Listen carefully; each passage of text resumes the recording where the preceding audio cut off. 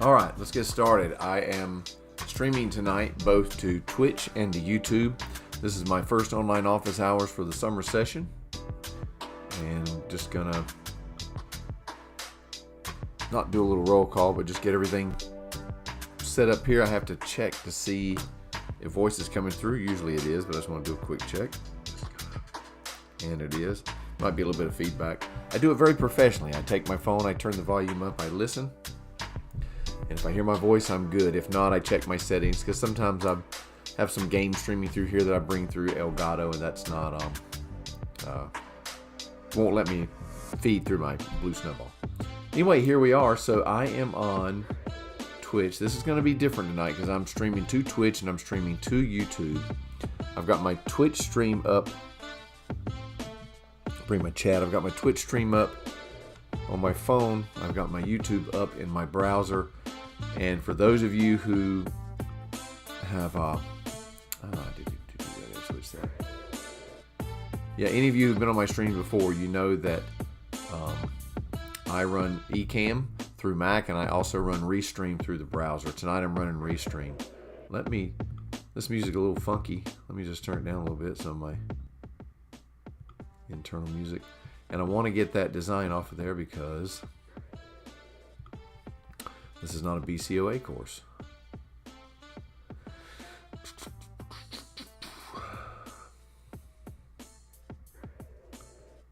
Let's put this one. All right. So as I am trying to monitor this, I'm watching myself on Restream. I've got YouTube up here and I've got Twitch down there. And I'm really trying to monitor this stream. As I move, I can see that on Twitch I'm okay. On YouTube, I see it's a little bit glitchy, not as smooth as it is on Twitch. So I may go back to streaming on Twitch. I may get off of the YouTube piece of it. But anyway, let's talk for a second. This is we talked a little bit last night. We talked quite a bit last night. It seemed like we were there for 3 hours, but we weren't. I have posted a course announcement tonight. It was very simple. I haven't really updated this yet. Remember I said I'm going to update it with everything that we've got due for next week. Covered that intensely last night in class. But I just have one thing up here. It's just the first online office hours. And I have put click right here to the YouTube. And that'll take you there. So I'm going to go back to start here. If you come into my chat, if you come into my YouTube stream here, please engage with the chat. Let me know that you're here. Let me know that you're in my class. Give me your initials. And remember, I'll give 5 points to anybody that shows up tonight. I'm not to the point of making it mandatory yet. That's kind of a tough thing to do. But I could make it a quiz grade and things like that. But right now I'm just sitting with giving a little bit of additional credit for you to pop in. I know that several folks said they had stuff going on tonight. And so that they would be a little bit later. Maybe they were working or so. Not a problem. So give me 1 second to scroll here. Okay. So what I'm going to do first, I'm going to scroll through our webpage here, the curriculum Moodle at Pitt Community College. And I will talk a little bit about some of the things that I talked about last night, but I just kind of want to walk through them with you. And I'll just wait for folks to pop on. Remember I said last night, I usually go maybe 25, 30 minutes. If nobody pops on, I'll just jump back off. Once I get done talking about our webpage, the inclusive access, attendance quiz, which I'll reiterate again tonight, then I'll jump onto a few things here on my Doceri, on my iPad, and I'll walk through a few things with you there. Some of the stuff from last night and some of the stuff upcoming for this next week. So I just get my notes out and I'll be ready. So give me 2 seconds. And yes, I should have had this done before you came in, but I didn't. So.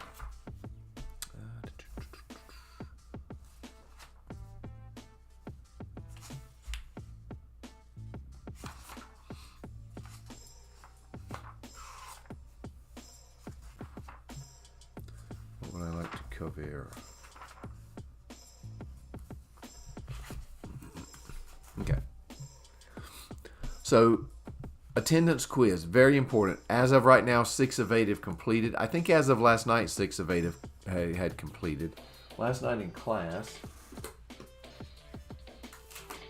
This is a small summer class, but last night I think I had just 5 of you there. Yeah, we had 5 there last night. Show up for the first class. And sometimes people get confused. They think this is an online class, but it's not. It's a face-to-face class. What I run here in my online office hours is answering questions and going over new material and going over some material that we've covered in class that may be needing additional examples. In other words, I'm a very firm believer in mathematics education in the sense of sample space. Anyway. So let's talk a little bit about our page. And when I said sample space, I mean example space. I lost it there for just a second. Let's go to inclusive access. When I bring up inclusive access and when you bring it up, it should bring you to our textbook. We have an online textbook right here that you can click and get to, although I don't see it on mine there, but we can launch the courseware and you can get to your assignments, your online assignments through the launch.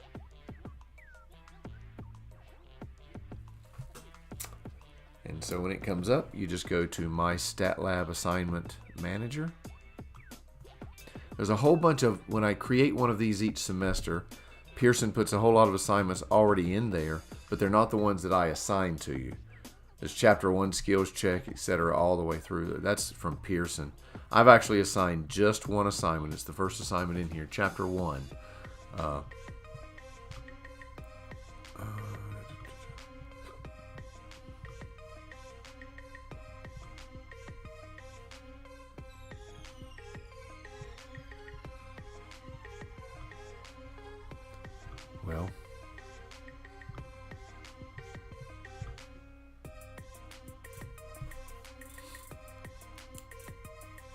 Okay, so from my perspective, I can go through this. Let's go through question 1.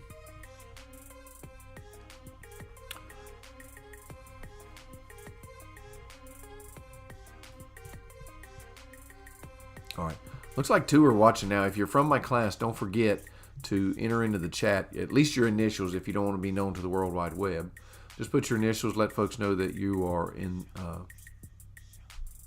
that you're in the class. Let me know that you're in the class, and that'll get the 5 points. So here we go. Choose the correct answer below. Just an example of what we've got for this week's set of questions. I think I had 34.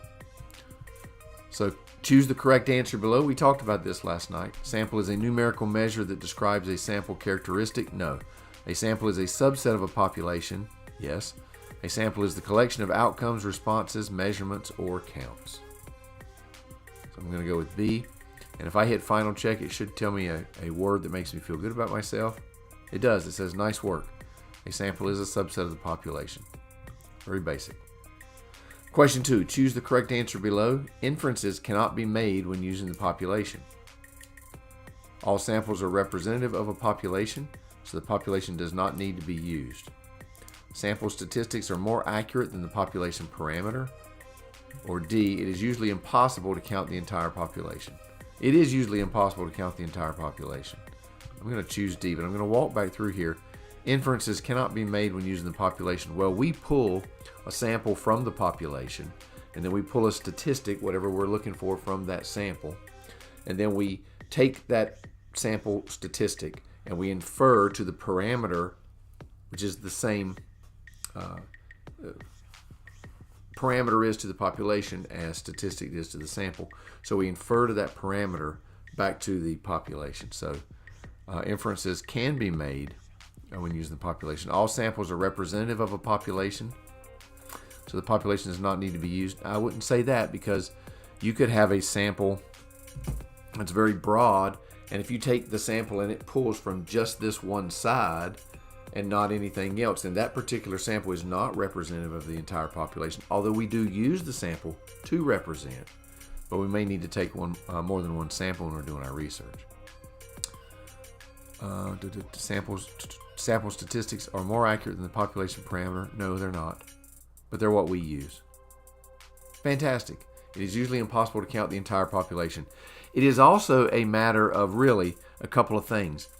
It's going to be a lot more manpower if you've got to send people out to poll folks or to gather information or to do the research amongst a large population if you're trying to gather data. So it's going to be cumbersome in that respect. A large span of control. It's going to be costly, and it's going to be time consuming. Hence, we take the sample as opposed to, sorry, I'm looking at my feed. It's not really caught up now, is it? Let me close that out.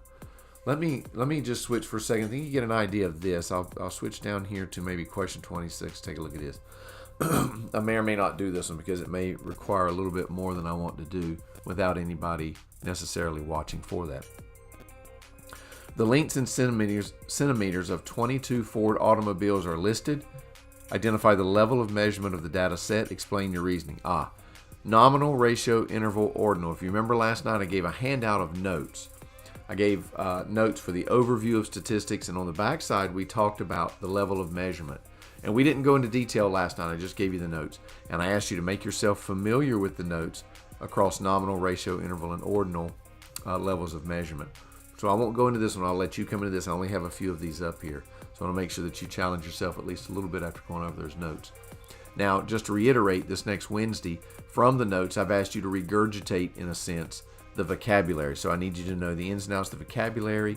I need you to engage with that sheet front and back so that when I give you a vocabulary quiz at the start of class, you can get an easy 100 on it. And that tells me that you're focusing on what I need you to focus on with the vocabulary.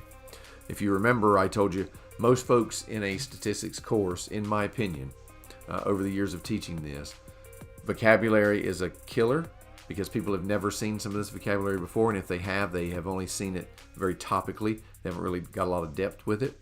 And symbolism. Some of the symbolism that you see in this course, which I'll talk about in just a second, some of the symbolism in it is also brand new. We did a little bit of it last night with mean. Most folks in the class always know how to find an average or know how to find the mean, but they don't always know, if you show it in symbols, what all the different symbols mean. So I try to define that very well for you so that you don't struggle with either vocabulary or symbolism. Okay, let me switch gears for a second. I'm just going to switch my scene here. As you can see, I am a pro. I just stop what I'm doing and I go in here and switch it. Be nice if I was in the right spot. So I am going to replace this with screen share, and I'm going to share the entire screen. Poof, there we go. Okay, this is my Doceri share screen from my iPad. And for instance, I'll just put a formula just to kind of share what I do with this. And let me pull chat back up here. I may have missed some chat. I don't think I did. Nope, I didn't. So I may put up here when we're talking about mean. If we're talking about a population mean, we're talking about Greek letter mu equals the summation at a very simple level of the xi's over big N, which represents how many are in that set. If I'm talking about for a sample, then we're looking at x bar equals the summation of the xi's all the way across by small n, representative of a sample. So I think I told you last night, it doesn't, if you accidentally are trying to find the mean of a sample and you accidentally use the formula for, well, I just lost my screen, and you accidentally use the formula for population, you'll still be okay. I'm not sure what happened there. Let me get back to this.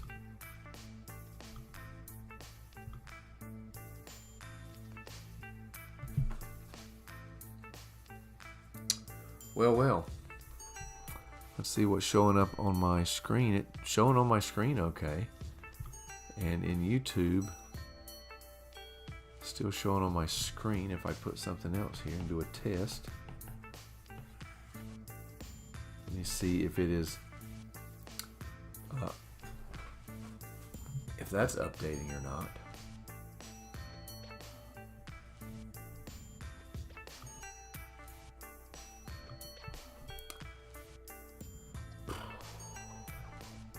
Hey Peyton, what's up, buddy? Thanks for stopping by. I'm doing online office hours with my summer summer stats course. I run into a little glitch here because I've lost my screen, although I can still see it on Twitch and on YouTube.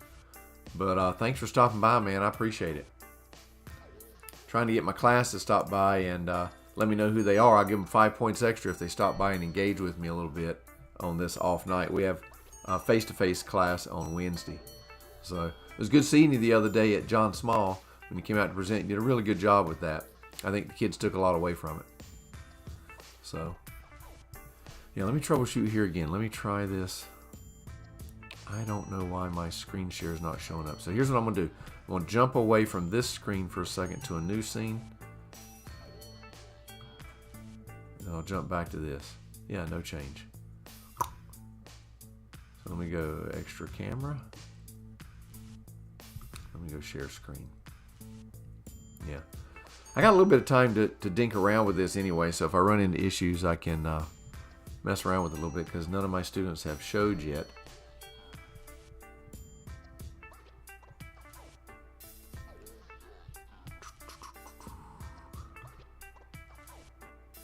Replace screen sharing. I'm going to replace it.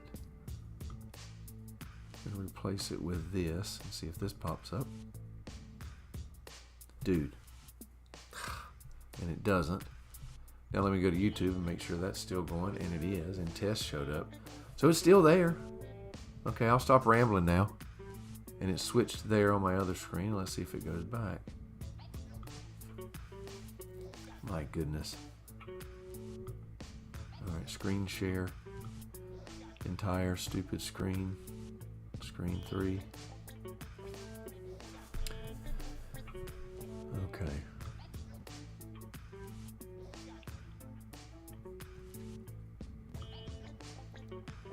Yeah, there's back. Okay. I'm going to press on then, even though I can't see it on my output screen. It is showing up on the stream itself. So anyway, back to what I was talking about. So you're dealing with symbolism, you're working with mean, you're working with your median, you're working with your range, you're working with your variance, standard deviation. We're going to use formulas like this with a lot of symbolism in it. So what I want to talk about just a little bit tonight, let me just refer back to my notes. We're going to talk about mean, median, and mode, which is just measures of center. I'll talk about weighted average just a little bit, and I will talk about shapes of distributions. And that's just going to be all in measures of center, no problem. And then I'll talk about variance a little bit. I'll probably just show you the sample variance formula and the population variance formula. I'll probably just leave it at that. So we've got mean here, and mean is just like when you take a set of numbers, you add them all up and you divide by how many numbers there are. That's what we're talking about with mean. Now, we have a lot of different contexts where we use mean, so that's the very simple definition of. When you look at mode, when you look at mode, I don't use mode very often, but you do need to know whether there is a mode or whether a set of data is bimodal or just multimodal, where there's just a whole lot of modes. Mode is the number that occurs most often.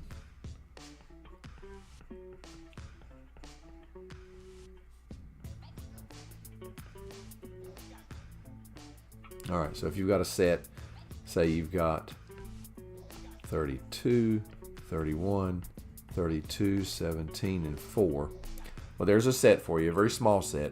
If you're looking to see what the mean is, we'll go back to this and we'll add up all these numbers and we'll divide by 5. 1, 2, 3, 4, 5, yeah. If we're looking to see what the mode is, that's the number that occurs the most often. In this case, it's 32. It occurs twice. No other number occurs twice, so that is your mode. If we're talking about median, I'm going to go to what I think is the very best definition of median, just in layman's terms. Median is right in the middle. It's the data point that is right in the middle, right? So it's the point in the graph, if you think about it graphically, that separates 50% of the data on one side, 50% of data on the other. So think of the median as having 50% on one side, 50% on the other. That's what we're talking about when we talk about median.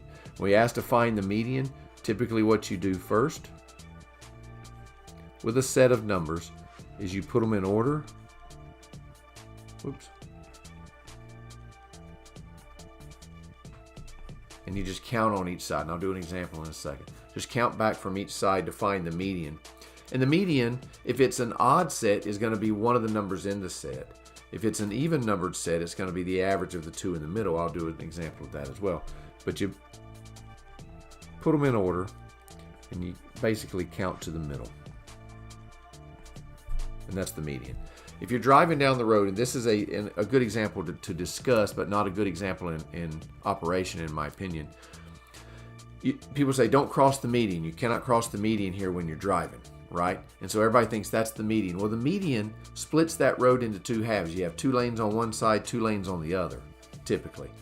But that's not always true, right? Because every once in a while, that same median has three roads on one side and 2 on the other side, because this one has a turning lane, or vice versa. And so you might have 3 and 2, so that doesn't split in half. So I don't know if that's the best example of a median, but it's a very good operational working one that we can use, is that splits the roads in half. So let's do an example. And again, let me put it at the top just in case you forget. We're working with measures of center. No rocket science yet. So far we have talked about mean, at least in definition. I haven't necessarily found the mean of anything yet, but I've talked about how to find it. The median, which I'm going to do an example of now, and the mode. Okay. So let me put a set up here. Let's put 3, 7, 4, 7, 14, 2, 1, 1. So there's a set. How many numbers are in that set? 1, 2, 3, 4, 5, 6, 7, 8. There's 8 numbers in this set. Let me erase one of them off. Let's do a simpler set first. Not that either of the sets I'm going to do is crazy tough. But I have 3, 7, 7, 14, 2, and 1. 1 second. Yeah. So I have an odd number, and I'm just going to count to the middle. So there's 1, 2, 3. There's your median. So the median in this set is 7. Just the middle number. And if you notice, 50% of the numbers are on this side. 50% are on this side. Okay. Now let's look at this same set, and let's go 3, 7, 4, 6. Oh, you know what? What a huge mistake. What a huge mistake. Jeez Louise.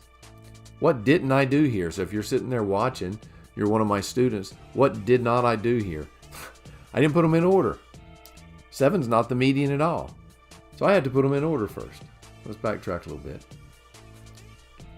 Let me put these in order. I'm glad I caught that, because that would look really dumb. So we got 1, 2, 3, 4, 7, 7, and 14. 1, 2, 3, 4, 5, 6, 7. Yeah. Okay. Ha!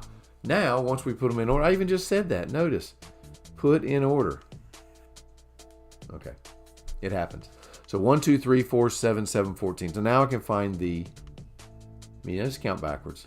Find the median. There it is, the 4. Splits the data right in half. Now, if I use this same data set, and what I'm going to do is I'll just erase this off real quick. If I use this same data set and I add one more number, now I have an even amount of numbers up here. So I'm not going to have a number in the middle. So I'm going to put it in order. I'll put it in yellow. So I now have 1, 1, 3. Let me mark them so I got them. 1, 1, 3, 4.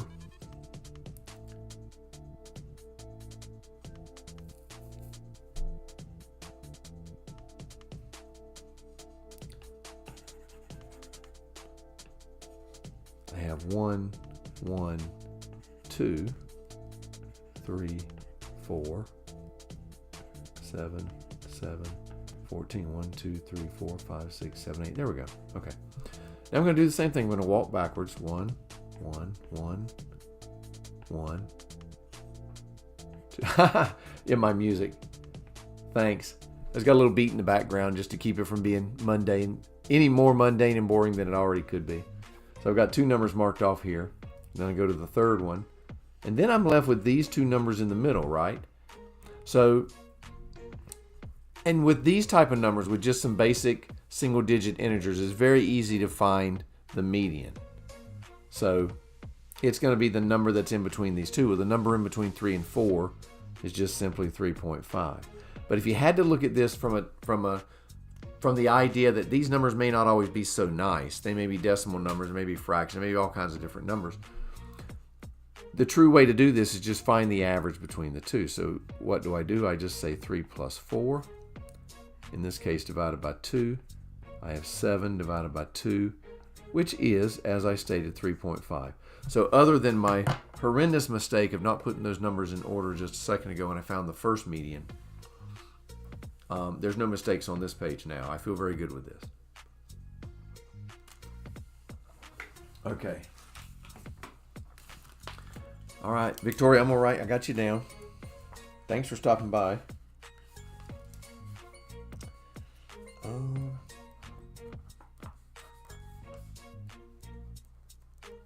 right. If I don't step away and write that down, I might forget to. So all we're talking about here, let me backtrack just for a second. We're just talking about measures of center. I started off with mean, which is exactly what I talked about in class last night because I wanted to show the symbolism of the mean. I'm going to break that down again in a second. And then we talked about mode. The mean is the average. The mode is the number that occurs most often. In the example that I used, 32 occurred most often. We had one mode. You can have one mode, 2 modes, 3 modes. You can have a lot of modes in a set. In this case, we had one. If I go forward to the median is that number that separates the data with 50% being on one side and 50% being on the other. That to me is the best way to look at median. You can probably find a whole lot of different definitions. I've seen a lot over the years. It's not a difficult concept, so it's not like there's a whole lot of variance to that really.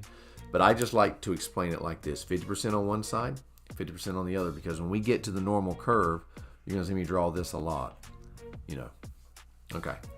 So my two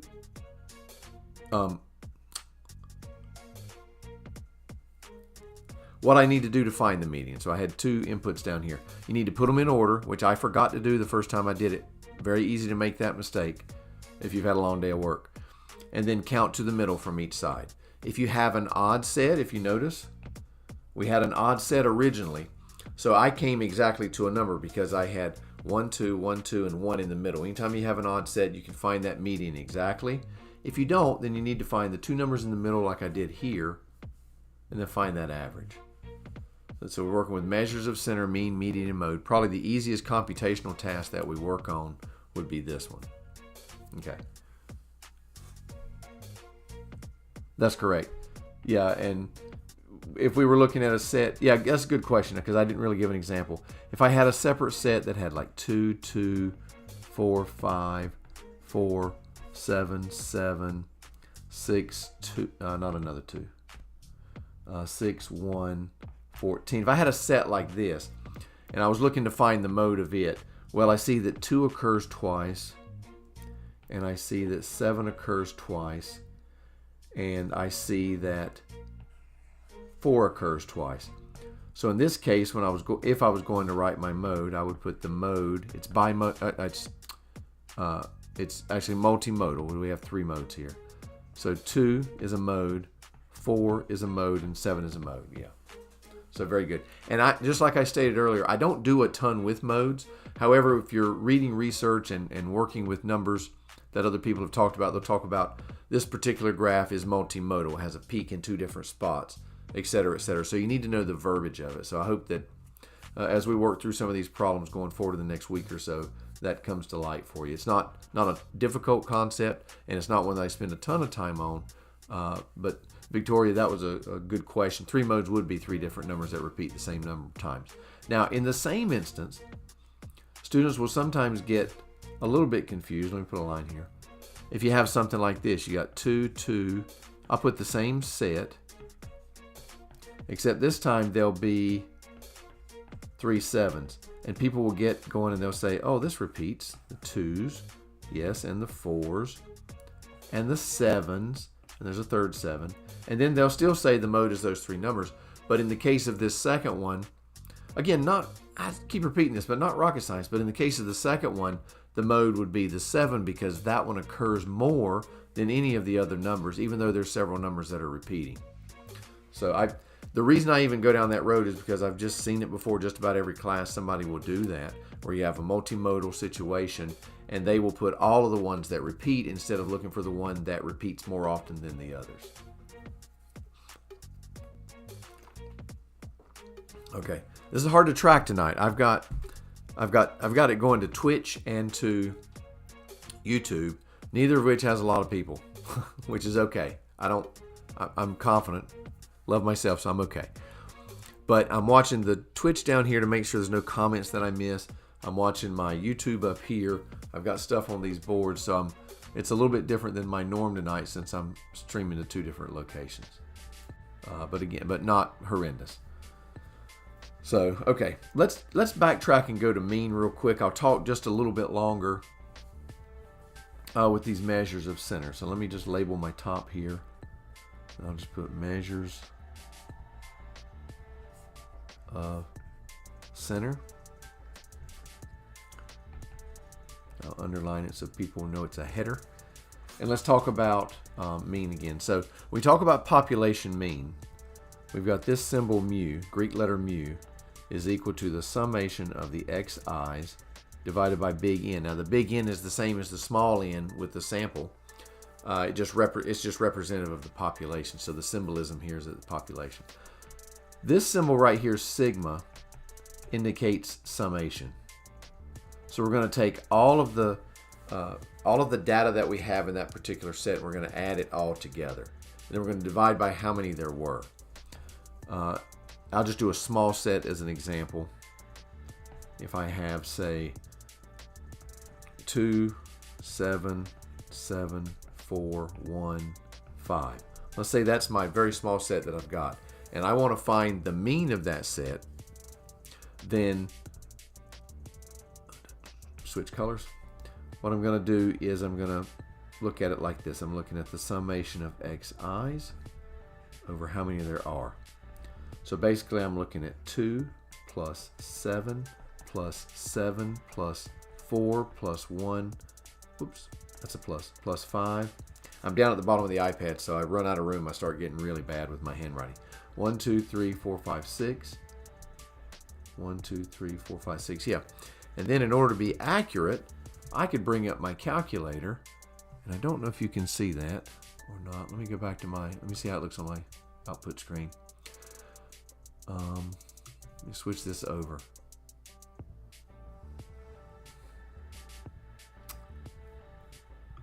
Well, it didn't switch. Something's wrong with my Restream up here tonight. Anyway, let me just add those up. So I want to be accurate. So 2 plus 7 plus 7 plus 4 plus 1 plus 5. 2 plus 7 plus 7 plus 4 plus 1 plus 5. Boom. And then I'm just going to divide that by 6. That's really what I want the calculator for because that's not going to come out real nice. 4.33. So if I have to extend up here a little bit, so I'm going to round to one spot. 4.3. Can you see the screen that I'm writing on? I can still see that. Are you able to see the measures of center and everything that I've got? I can see it on my Twitch stream, which is lagging only by a couple of seconds, and then on my YouTube stream, I can see it as well. So Victoria, just if you don't mind, just a yes or no. Can you see? Let me see. I'll just put it like this. I'll put. Can you see this?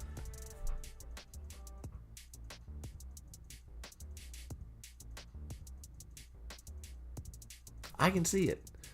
I see it on YouTube. Are you talking about on the calculator? Or you're talking about on this part right here, right?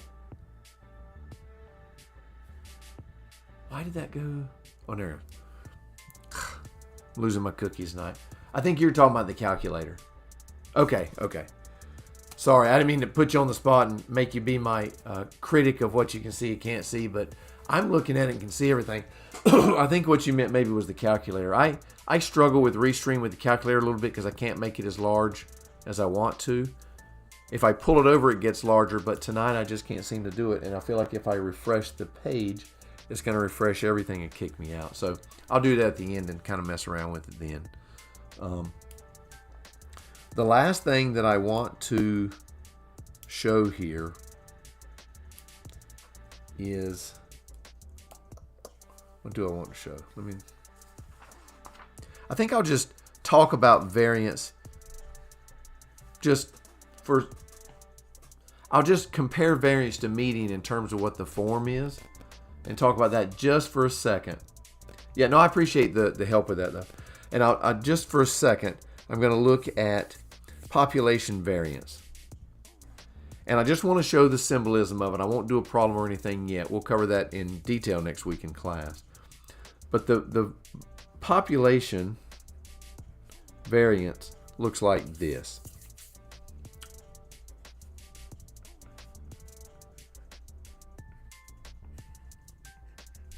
So you've got the summation. So I'm still working with this. Light color. Still working with this summation symbol right there. So I've got that. I might have to go back to, I can't see it there either. My goodness. There it goes. Okay. So we're still working with that summation symbol. And it's whatever the individual value is, subtract the mean, square all of that, and then add it to the next individual value, subtract the mean, square that all the way through, and then divide by how many are in the set. I will do just a snippet of this, and then I'll show you sample variance, at least in form. But notice that this form is not horrendously full of new stuff. Not really full of new stuff at all, other than this lowercase sigma, or this lowercase sigma square, which represents population variance. So I know it seems like a lot. There's certainly no test after this. Just normally when I come in here, I've covered some of the computational stuff and I can run through problems and questions. Tonight I'm just kind of giving a quick general overview for next week. I was curious how it would look both ways, and I wanted to get some folks in here and just show to the class. So if I have a set, and I'm going to put a set over here to the side, and my set will be 2, 4, 6, 8. Let's put those 4 numbers. That's our set right here. I'll put set number 1, a very small set of 4. That way I can work with it down here, not run out of room. So if I want to find the variance of this set, right, if I want to see what the variance is of this set,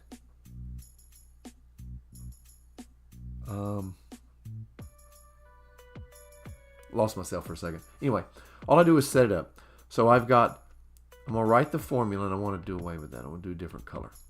I want to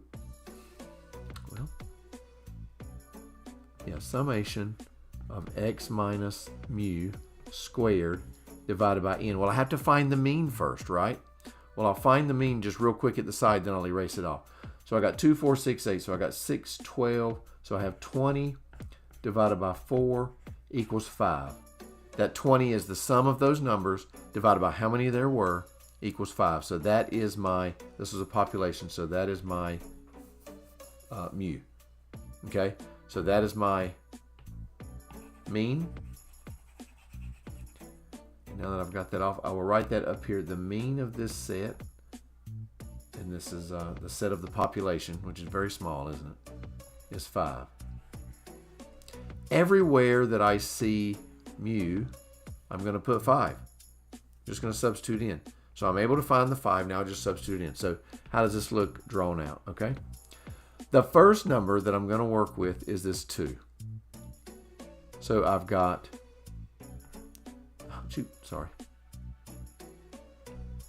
So I've got 2 subtract 5 squared divided by 4 plus, what's the second number I'm going to work with? 4. And it doesn't matter which number. You can mix them up any way you want to. It's still going to come out the same. The commutative property idea here. But next we're going to use 4. So then I go 4. Oh, I did it again. I do that all the time. I go 4 minus 5 squared divided by 4 plus, And then I'm going to put dot, dot, dot. That's going to represent all the numbers in between these first two and the last one. And even though I only have 4 in the set, I am still running out of room. So for this last one, it's going to be plus 8 minus 5 squared divided by 4. And then computation, I just worked through this. And in class, we're going to show how to use the calculator in the stat function in the cells to work this out and find the variance, find the standard deviation, the whole 9 yards, where you have to put the formula in there. So you'll be replacing the x with something, the mu with something, the n with something, so that the calculator recognizes it is the only thing. Okay. All right, so there we are. So I've got the population variance up here. I haven't even talked about what variance is, but we'll get to that. But I want to show the similarity. If you remember, with our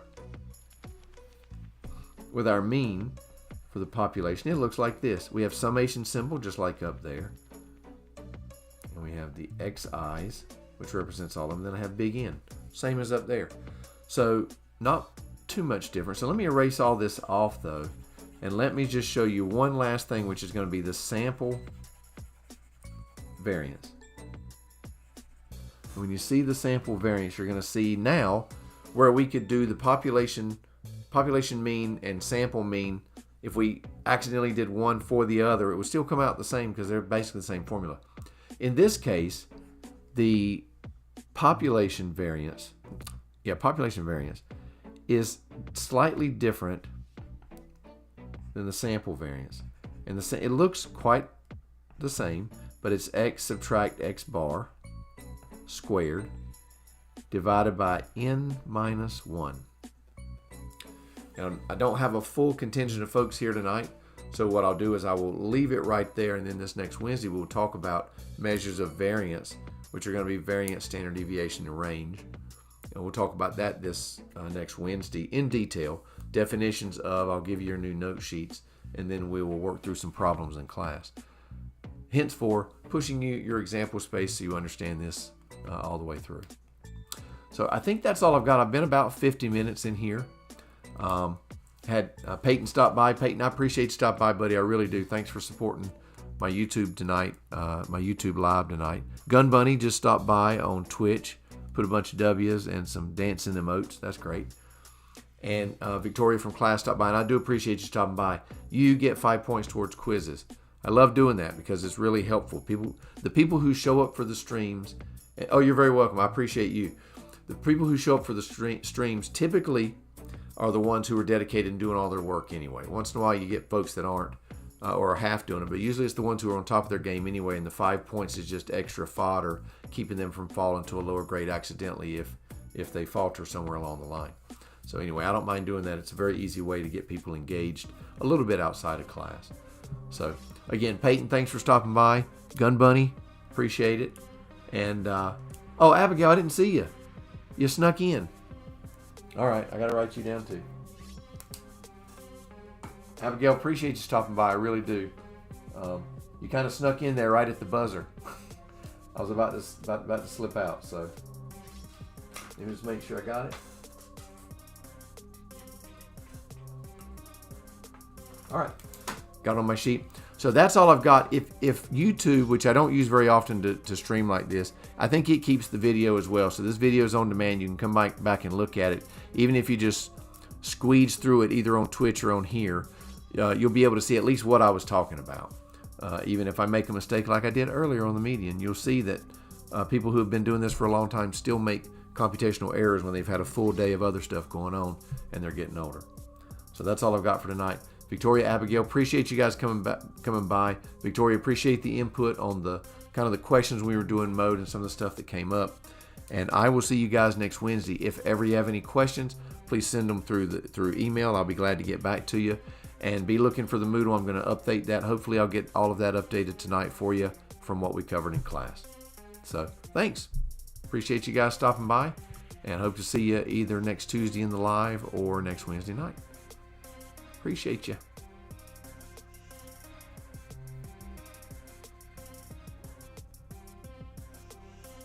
Yeah, no, I knew you were.